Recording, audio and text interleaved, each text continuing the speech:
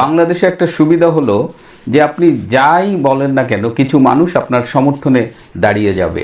আপনি যে কথাটা বললেন সেটা কতখানি বাস্তব ভিত্তিক, সেটা আদৌ লজিক্যাল কিনা, সত্যি না মিথ্যা, এগুলো বিবেচনা না করেই আপনাকে অন্ধভাবে বিশ্বাস করার মানুষের অভাব কিন্তু বাংলাদেশে নেই।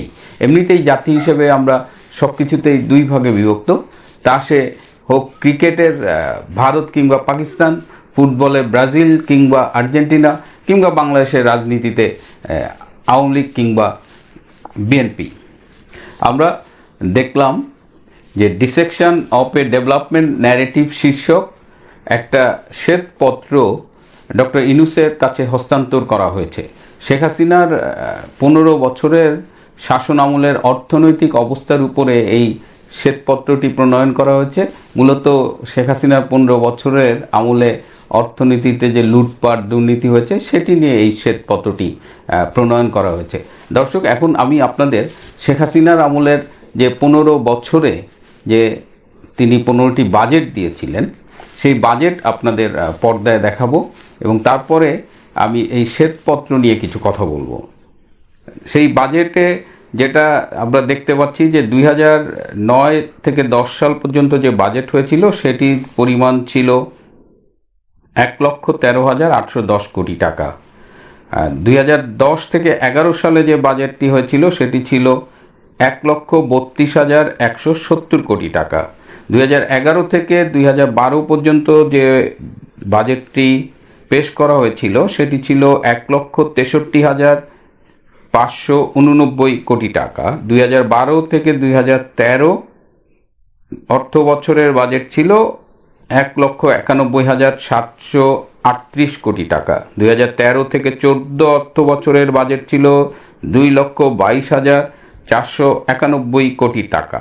2014 থেকে 15 অর্থ বছরে বাজেট ছিল 2,50,506 কোটি টাকা। 2015 থেকে 16 অর্থ বছরে বাজেট বেড়ে দাঁড়িয়েছিল 2,95,100 কোটি টাকা।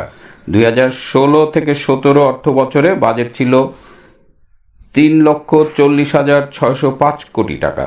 2017 থেকে 18 অর্থ বছরে সেই বাজেট বেড়ে দাঁড়িয়েছিল 4,266 কোটি টাকা। 2018 থেকে 19 সালের জাতীয় বাজেট ছিল 4,64,573 কোটি টাকা।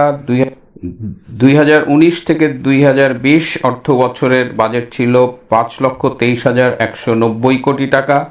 2020 থেকে 2021 অর্থ বছরে বাজেট ছিল 5,68,000 কোটি টাকা। 2021 থেকে 2022 অর্থ বছরে বাজেট ছিল 6,03,681 কোটি টাকা। 2022 থেকে 23 অর্থ বছরে বাজেট ছিল 6,78,064 কোটি টাকা এবং সবশেষে যে বাজেটটি দিয়েছিল 2023 থেকে 2024 সালে সেটি ছিল 7,61,785 কোটি টাকা। প্রিয় দর্শক, এখানে একটু বলে রাখি যে শেখ হাসিনা যখন ক্ষমতা নিয়েছিল যে 2008 এবং 9 সাল অর্থ বছরে বাজেট ছিল 99,000 কোটি টাকা এবং সেখান থেকে তিনি 15 বছরে এই 99,000 কোটি টাকার বাজেটকে নিয়ে গিয়েছিলেন 7,61,785 কোটি টাকায়। তার মানে এই যে 15 বছর শেখ হাসিনার সরকার যে বাজেটটি দিয়েছেন সেই বাজেটটি টোটাল করলে হয় 56,89,000 কোটি টাকা।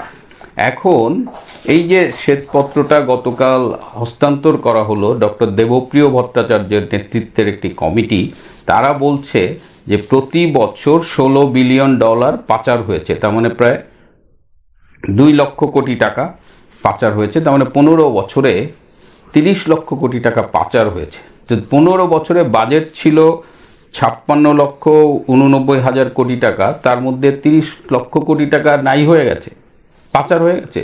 তাহলে দেশের যে পরিচালনা এবং উন্নয়ন ব্যয় সেই টাকাটা কোথা থেকে আসলো? যদি পাচার হয়ে যায় তাহলে তো উন্নয়ন ব্যয় টাকা থাকার কথা না, অর্ধেকের বেশি তো পাচার হয়ে গেছে। আর যদি উন্নয়ন ব্যয় হয় দেশের অবকাঠামো এবং অন্যান্য স্ট্রাকচারাল ডেভেলপমেন্ট হয়, তাহলে টাকা পাচার হলো কীভাবে? এই এই এই প্রসঙ্গে আমার একটা গল্প মনে পড়ছে, সেই নাসিরুদ্দিন হোজ্জার গল্প, যে নাসিরুদ্দিন হোজ্জা একদিন 1 কেজি গরুর মাংস নিয়ে এসেছে, তার বউকে রাঁধতে দিছে। তো তার বউ মাংসটা রাঁধার পরে এত টেস্ট হয়েছে যে পুরোটা খেয়ে ফেলছে। তো নাসিরুদ্দিন হোজ্জা এসে যখন বলছে আমার মাংস কই, তখন বলছে যে বিড়ালটা খেয়ে ফেলছে। তো ওই বিড়ালটা ওজন ছিল 1 কেজি।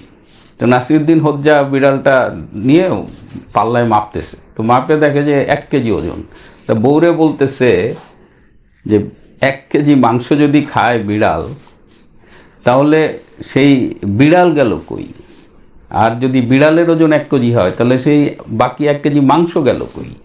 তো আমাদের এই এই দেবপ্রিয়র শ্বেতপত্র দেখে এটাই মনে পড়তেছে, সে অ্যামাউন্টটা এমনভাবে সে বসাইছে যে আমি আরও কথা বলি যে আমি এই দেবপ্রিয় ভট্টাচার্যের খুব মুগ্ধ একজন ভক্ত ছিলাম। ধরেন আরও 15-20 বছর আগে যখন উনি সিপিডিতে ছিলেন, ওনার খুব নামডাক শুনেছি, আমি খুবই ভক্ত ছিলাম। কিন্তু পরবর্তীতে আমি যখন একটু গবেষণার টুকটাক শিখলাম, পদ্ধতিগুলো শিখলাম, মেথডস, বিশেষ করে একটা গবেষণার মেথডস কত ইম্পর্টেন্ট এগুলো বুঝলাম, নিজেও কিছু কাজ করলাম, পরবর্তীতে দেখলাম যে ওনার কাজগুলোর মধ্যে উনি যেভাবে বলে অনেকটা ফরমায়েশি আচরণ করে আর কি, কিন্তু ওনার কাজগুলো অতটা পদ্ধতিগতভাবে কিন্তু খুব স্ট্রং হয় না।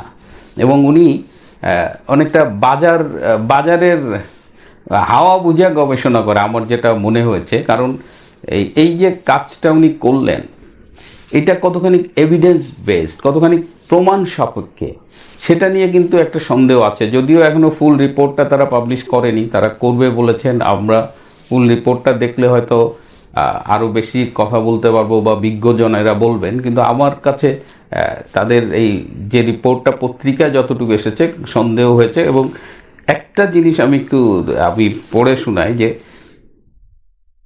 তাদের একজন কমিটির আরেক সদস্য এম তামিম বলেন, বিদ্যুৎ উৎপাদনে $30 বিলিয়ন বিনিয়োগ করা হয়েছে। যদি ঘুষের হার 10% ধরা হয়, তবে এর পরিমাণ অন্তত $3 বিলিয়ন। ব্যাপারটা খেয়াল করেছেন?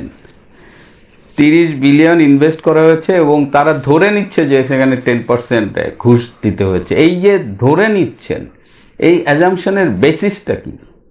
এবং পুরো রিপোর্টটা ডক্টর আসিফ নজরুল, আরেকজন উপদেষ্টা, তিনি ফেসবুকে স্ট্যাটাস দিয়েছেন এবং সেখানেও এই পূর্ব অনুমান শব্দটা আছে। তাহলে most of the things they have done is based on their assumption. এই অ্যাজাম্পশনটা কতখানি অ্যাকসেপ্টেবল সেটা নিয়ে কিন্তু আলোচনা হওয়া দরকার। এটা খুব ইন্টারেস্টিং না, যে ওনারা কিছু অনুমান করলেন, ধরে নিলেন যে এখানে 10% ঘুষ হয়েছে, ওইখানে 5% ঘুষ হয়েছে, ওইখানে 5, তারপরে they came up with a figure which is absolutely unacceptable. মানে আমাদের বাজেটের 60% আপনি পাচার করে দিচ্ছেন, আর 15 বছরে দেশটা একটা লো ইনকাম কান্ট্রিজ থেকে মিডিল ইনকাম কান্ট্রিজে গেছে। দেশটার socio economic all indicators improve করেছে। এই বাংলাদেশকে বলা হতো যে একটা ইমার্জিং অর্থনীতি, এবং এই বাংলাদেশকে বিস্ময়কর অর্থনীতি বলা হতো, উন্নয়নের বিস্ময় বলা হতো। এই সব নাই হয়ে গেল। আরেকটা সমস্যা যেটা হয় যে এই দেবপ্রিয় ভট্টাচার্যের মতো গবেষকদের, আমি সরি টু সে, আমি তার গবেষণার মান নিয়ে আজকাল প্রশ্ন তুলতে বাধ্য হচ্ছি, যে তারা কোনো একটা ইন্টারভেনশনের যে আপনি যাই করতে চান তার জন্য একটা মূল্য দিতে হয়, তার একটা সাইড ইফেক্টস আছে। ধরেন আপনি একটা কয়লা ভিত্তিক বিদ্যুৎ প্রকল্প করবেন, তাহলে সেটার কিন্তু এনভায়রনমেন্টের উপর একটা ইম্প্যাক্ট পড়বে। তো আমরা তখন কি চেষ্টা করব যে এনভায়রনমেন্টের উপরে ইম্প্যাক্টটা কিভাবে কতখানি মিনিমাইজ করা যায়।